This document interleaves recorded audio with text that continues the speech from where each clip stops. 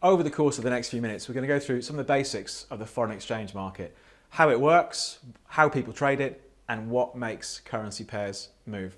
So in this latest video with Trading 212, what I thought we'd do is take maybe something of a step back. Now I appreciate plenty of people are quite familiar with foreign exchange trading, but for some people it might be a new thing. So we'll do a few minutes just explaining how this market works, when you're trading, what you're actually trading, and what makes currency pairs move. Now, first of all, foreign exchange market, it's the biggest market in the world, bar none. It trades trillions of dollars a day, around the clock. So it appeals to both traders who are trading small size and larger size, because it's relatively easy to get your trades filled, and the cost of doing business is much lower when compared to other markets. With currency markets, no currency moves in isolation. So we have the idea of currency pairs, one currency quoted against another. So to make sense of this, let's take a quick look on the platform.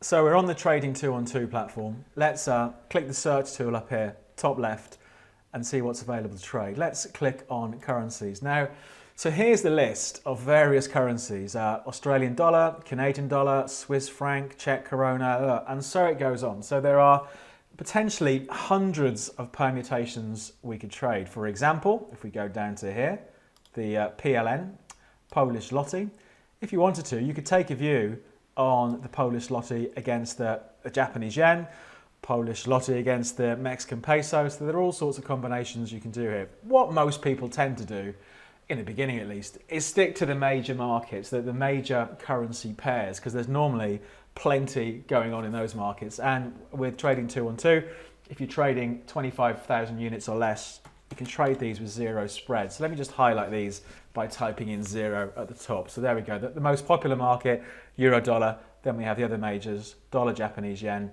pound US dollar, and the dollar against the Swiss franc. So when we're looking at currencies and currency pairs, it's all about relative value. Is one currency stronger or weaker than another currency? And to get an idea of this, let's take a look at how one currency pair has moved over recent months.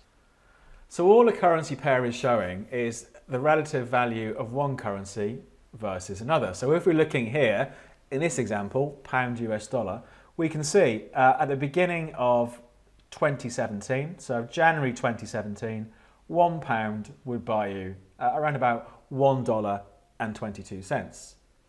At the beginning of September, the pound had risen in value, and £1 would buy you $1 and almost 32 cents. So when we're looking at Forex pairs, foreign exchange trading, we're looking at the value of one currency versus another. Now, because we have currency pairs, I think it can be a bit confusing in the beginning for some people when they click and they buy dollar yen. Well, what am I buying? Am I saying the dollar's going to go up? Am I saying the yen's going to go up? It's understandable why this is confusing to some, but it's really easy, I think, to understand. So again, let's take a quick look on the platform to understand when we're trading, what direction are we actually trading in? When it comes to directional trading, it's really easy. Like I said, it can be a bit confusing for people in the beginning, but the way to remember, if you buy pound US dollar, it's the first quoted currency in the currency pair that you're buying and selling, buying or selling. So if I buy pound US dollar, I'm speculating that the pound is going to go up, means this chart is going to go up, and correspondingly the US dollar is going to fall. So the pound's value is going to increase against the US dollar. So for example, if I'd bought down here, bought pound US dollar at the beginning of the year, and we're still holding the position, I'd be sitting on a reasonable profit. If I thought the pound had gone up too far, and I think, right, the market's going to fall, how do I profit from this? Or how do I try and profit from this? The way to do it, I would click on sell. I would sell pound against the US dollar. So I'm speculating the value of the pound is going to drop and this chart is going to turn lower. Okay, so that's the rule of thumb. When you're buying or selling, it's the first quoted currency that you're buying or selling against the other one. So if we sold the dollar against the Japanese yen, we're speculating that dollar yen is going to fall, so the dollar is going to fall and the yen is correspondingly going to rise. When it comes to trading hours, foreign exchange market is a true 24-hour market. So it starts off Sunday night, UK time, when the Asian markets open for business, and it trades all the way around the clock till Friday evening when New York finishes off for the weekend. Then on Sunday, the whole thing starts again. But you don't need to be intimidated or worried by this 24-hour market. Let's take a look at some of the moves that we see and how we might want to trade it. Here's a snapshot of a few days pound against the dollar, where each of these candlesticks represents 10 minutes worth of trading. So going back to the 5th of September and ending up at the end of that particular week on the 8th of September. So you can see from the scale just down here that this is a 24 market. For example, this section here we've got from 11 o'clock UK time, Asian trading kicks in, the market moves higher. Then we have sort of 7 to 8 in the morning UK time when the focus shifts to Europe and the market continues to rise in this example. And then we have US time, so from about 6 o'clock in the evening UK time, the focus is very much on the US, and we had something of a quiet finish. But don't be, I think, worried about this being a 24-hour market. You know, thanks to stop losses and take profit orders, you can set up your trade. So if a certain level gets hit, you come out for a small loss or you come out for the profit you're expecting. Just because it's a 24-hour market, you don't need to watch these markets around the clock, sitting there in your pajamas with matchsticks holding your eyes open. You know, you can use orders to manage the risk for you.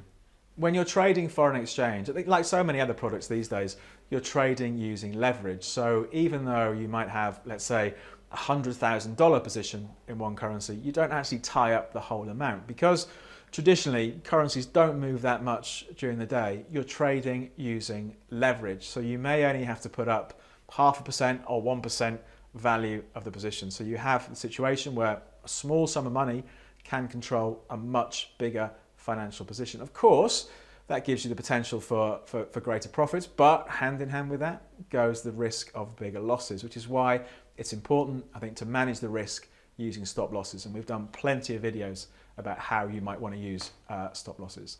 The last thing we might want to look at is what moves foreign exchange pairs. The short answer, and maybe not too helpful, is potentially everything can have an impact on the currency markets. You know, from things like interest rates, for example. If the interest rates in one country are higher than the interest rates in another country, that can make that currency appealing. But hand in hand with that, sometimes higher interest rates mean maybe a weaker economy, so that can make money flow the other way. Things like unemployment numbers have an impact as well. And as we've seen, you know, in the past sort of 12 to 18 months, political events can have an impact. The great example of that is the pound. You know, we've seen the pound very volatile since the referendum vote in June 2016. So all of these things can come together and affect the foreign exchange markets.